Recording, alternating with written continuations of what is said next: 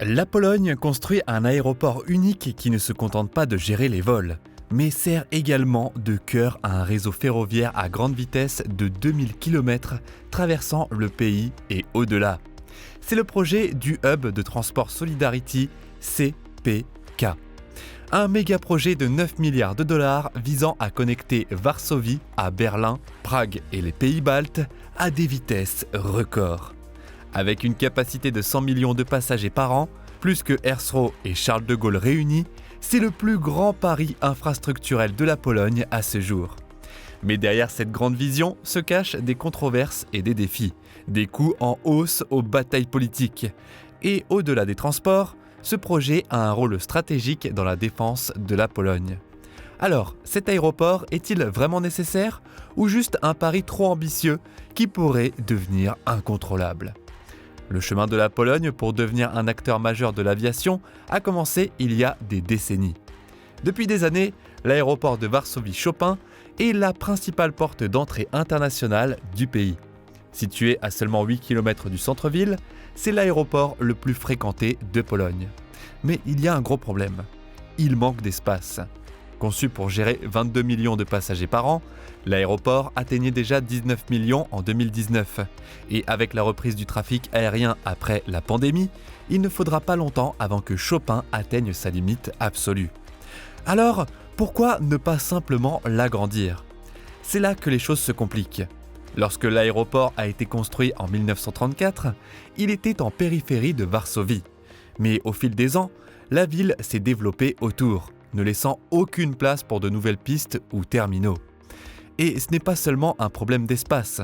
Des réglementations strictes sur le bruit limitent les vols nocturnes, rendant encore plus difficile pour l'aéroport de répondre à la demande. Ce n'est pas un problème nouveau. Depuis les années 1970, les autorités polonaises discutent de la nécessité d'un nouvel aéroport centralisé qui pourrait remplacer ou compléter Chopin. Au fil des années, de nombreuses études de faisabilité ont été menées, certains experts suggérant que l'amélioration des aéroports régionaux serait une meilleure solution. Mais en 2005, le gouvernement a commandé une étude officielle de faisabilité, mais le projet a stagné en raison d'un manque de consensus politique. Un tournant majeur est survenu en 2017 lorsque le parti au pouvoir, Droit et Justice, PIS, a donné son feu vert à un projet ambitieux, le Hub de transport Solidarity, CPK.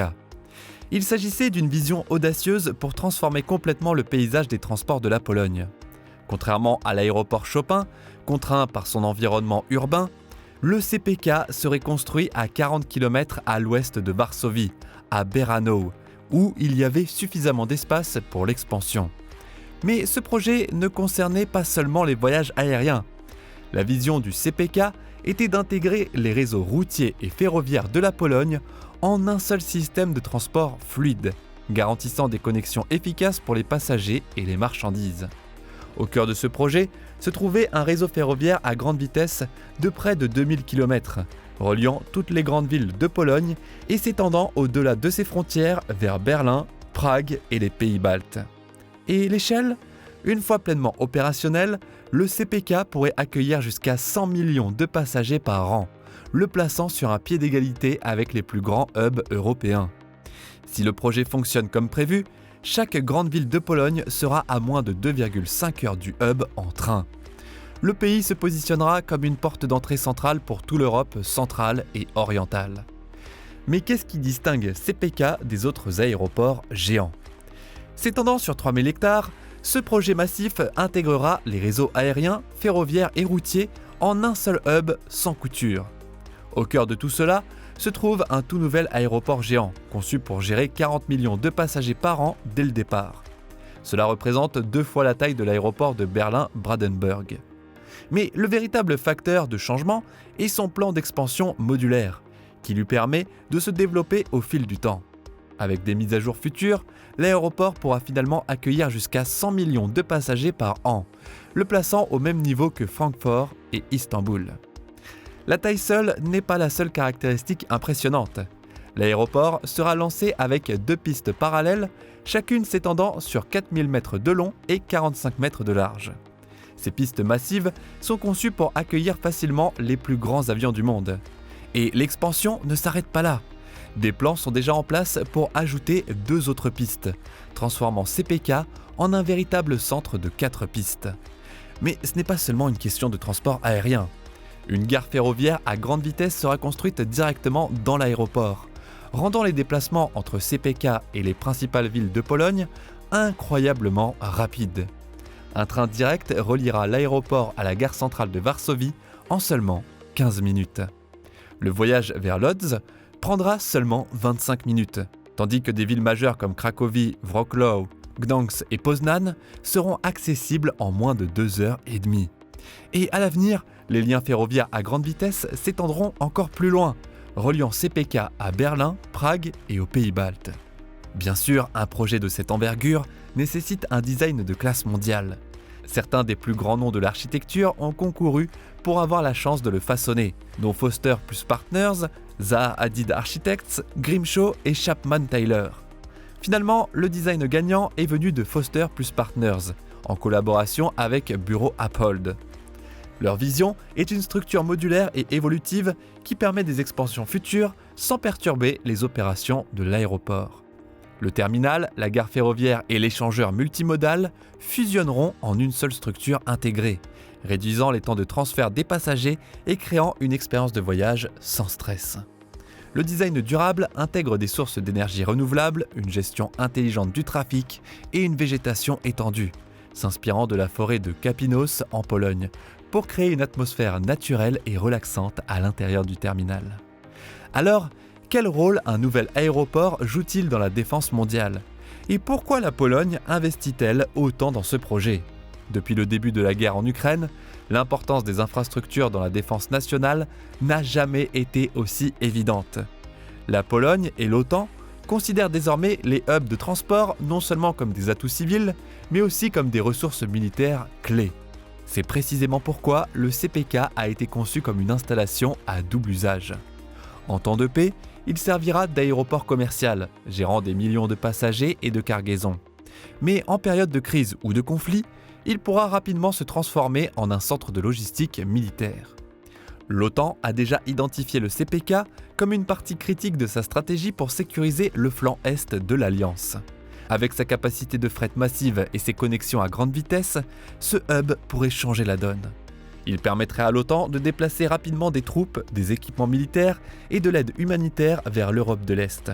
En temps de crise, la rapidité est essentielle. Et le CPK pourrait fournir exactement ce dont l'OTAN a besoin pour répondre rapidement aux menaces croissantes. Mais ce n'est pas tout. Stratégiquement, ce projet va au-delà de la Pologne. Le Solidarity Transport Hub renforcera le corridor de transport mer Baltique, mer Noire, mer Égée, facilitant le déplacement de fournitures et de personnel à travers les régions clés. Il y a aussi la proposition de lignes ferroviaires à grande vitesse entre Varsovie et Lviv en Ukraine. Si elle est construite, elle créerait une route de secours vitale pour la logistique militaire et humanitaire, surtout si le transport aérien devient restreint pendant un conflit. Au-delà de la défense, le CPK est destiné à renforcer le rôle de la Pologne dans le commerce et la logistique européenne. Situé à un carrefour entre l'Europe de l'Ouest et l'Europe de l'Est, il vise à détourner les flux de fret actuellement gérés par des hubs allemands comme Francfort et à créer une nouvelle porte d'entrée pour le commerce international. Malgré son ampleur ambitieuse, le Solidarity Transport Hub CPK fait face à de gros obstacles qui pourraient décider s'il deviendra un méga-projet transformateur ou un fardeau financier trop ambitieux. Alors, qu'est-ce qui se dresse sur son chemin? Depuis son approbation en 2017, le CPK est la fierté du parti Droit et Justice, PIS. Mais après les élections polonaises de 2023, tout a changé. Le nouveau gouvernement de la coalition civique est arrivé au pouvoir et a commencé à poser de grandes questions. La Pologne a-t-elle vraiment besoin d'un aéroport aussi immense? Ne serait-il pas mieux de moderniser les aéroports existants? Au début, il y avait de sérieux doutes sur la nécessité de poursuivre le projet. Mais en juin 2024, le gouvernement a enfin pris une décision. L'aéroport sera toujours construit, bien que certaines parties du plan puissent changer. Le réseau ferroviaire à grande vitesse, qui devait se connecter directement à l'aéroport, pourrait désormais se concentrer sur la connexion des plus grandes villes de Pologne. Les changements de direction ont également ralenti les choses. Début 2024, le PDG de CPK a été limogé et le nouveau gouvernement a mis son propre commissaire en charge. Cela a conduit à un examen approfondi des finances, des contrats et de la planification du projet. Avec la construction désormais repoussée à 2026 et la date d'ouverture retardée à 2032, des incertitudes demeurent quant à l'évolution du projet sous la nouvelle administration. Lorsque le CPK a été proposé pour la première fois, le coût estimé était de 9 milliards de dollars. Mais à mesure que les plans ont inclus un immense réseau ferroviaire à grande vitesse, le prix a grimpé à 30 milliards de dollars, 30,4 milliards d'euros. C'est une augmentation énorme. Alors, d'où vient tout cet argent ? Le budget se décompose ainsi. 10 milliards de dollars pour l'infrastructure de l'aéroport et 20 milliards de dollars pour 2000 km de nouvelles lignes ferroviaires à grande vitesse. Pour le financer, le gouvernement polonais prévoit de couvrir 60% par la dette et les prêts, tandis que les 40% restants viendront d'investisseurs privés dont Vinci Airports et la société Incheon International Airport Corporation de Corée du Sud. Les partisans soutiennent que le CPK apportera de grands avantages économiques à long terme. Mais les critiques voient des risques à l'horizon. Un projet aussi massif comporte des risques financiers, surtout avec les retards et les priorités politiques changeantes. Il y a aussi la grande question. Les investisseurs privés resteront-ils ou se retireront-ils à mesure que les incertitudes augmentent ? Et puis, il y a l'opposition locale. Le nouvel aéroport est prévu pour Baranao, mais beaucoup de gens là-bas ne le veulent pas. Lors d'un référendum en 2018, un impressionnant 84% des électeurs se sont opposés au projet. Le vote n'était pas juridiquement contraignant, mais il a envoyé un message fort. Les habitants n'étaient pas contents. Leur principale préoccupation ? Perdre leur maison, la pollution sonore et la prise de leurs terres. Malgré cela, d'ici décembre 2024, le CPK avait déjà sécurisé plus de 1000 hectares de terre, soit 40% de la superficie totale nécessaire. Certains résidents ont vendu leur propriété de leur plein gré, mais tout le monde n'est pas d'accord. Beaucoup refusent de partir, arguant qu'ils sont expulsés pour un projet qui pourrait ne jamais être terminé. Mais qu'en est-il de l'environnement ? C'est aussi une grande préoccupation. Les